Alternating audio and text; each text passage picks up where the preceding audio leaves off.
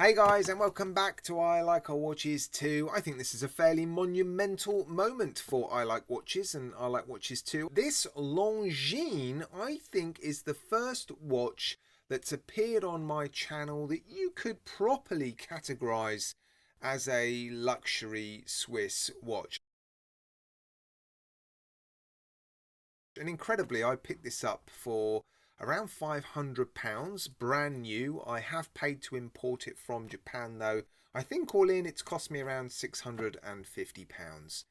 So a lot cheaper than I was able to buy it from any sellers in the UK. And I've bought it because I am showing on my channels at the moment some high accuracy quartz movements, and you'll see in a moment when I start taking it out of the box, which I should start doing. You don't just want to be sitting here looking at this sort of creamy box.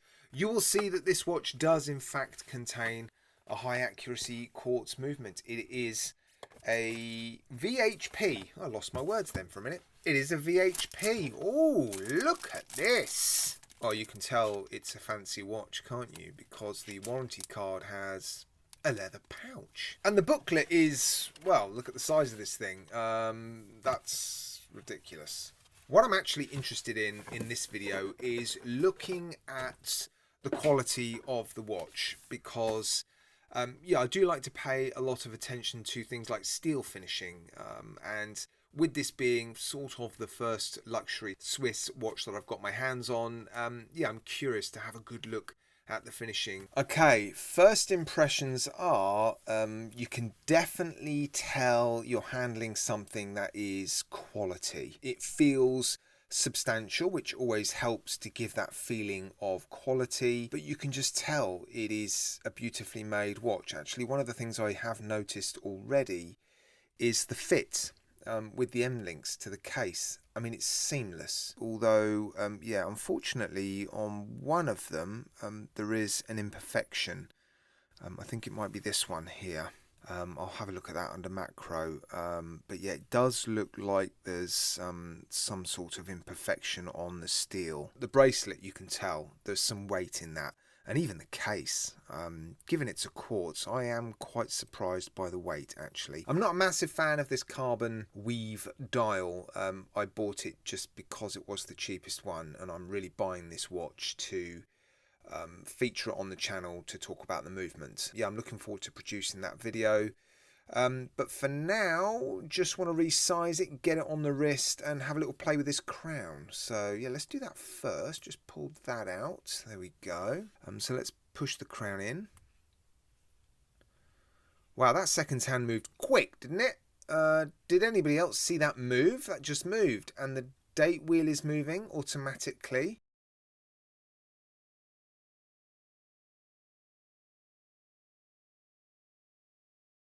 The date is set at the factory, and it's set permanently.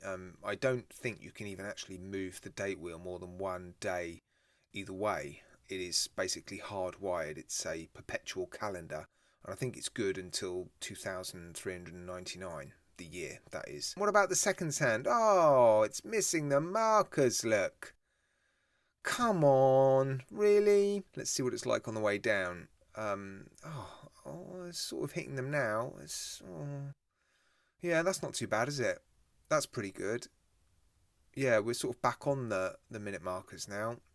Right, now believe it or not, this little icon on an iPhone actually shows the correct time.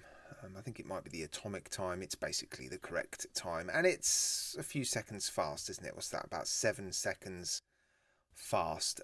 That's not bad, is it, from the factory? When I was fiddling around with the crown, I pushed it back in and it basically went back to the proper time. It's almost like the watch doesn't trust me to set the time. It's been set from the factory and they're so confident that it's going to keep accurate time that no matter what you do with the crown, it just ignores you and puts it back to the proper time. Yeah, very clever. Right, here it is then on my 7¼ inch-ish wrist, and the first thing I've noticed is, can you hear that? That's quite annoying, isn't it? I don't know where it's coming from. But yeah, I've got a squeaky watch. And the other thing I've realised is Given this watch seems to know the time better than I do, I want to have a bit of a nightmare setting those hands when I want to film it. I always like them at sort of between 5 past and 10 past 10, don't I?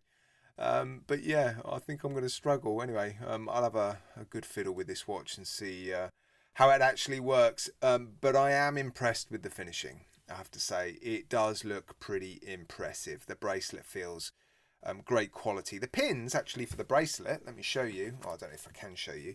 But the pins are sort of compression pins. There's no pin and collar. It's just a pin. It's not a screw pin. This head is the perfect size and has the perfect tolerance to be able to be pushed inside the hole in the link for a snug fit. It basically works like a split pin, but the tolerances are just so good that they don't need a split pin to do the job. Yeah, it's quite impressive. Right, let's have a look at the Lume, I think. Right, let's give it a quick boost with the Lume torch so we can see it in all its glory. It does look pretty impressive. Yeah, that is pretty impressive, isn't it? The hands in particular look quite strong. Nice. Towards that polished bezel, there is just what looks like a little bit of a ding or just some sort of slight imperfection. I don't know if you can see it, but it just doesn't look like that join is particularly tidy. Look how nice and tidy that join is right up to the bezel.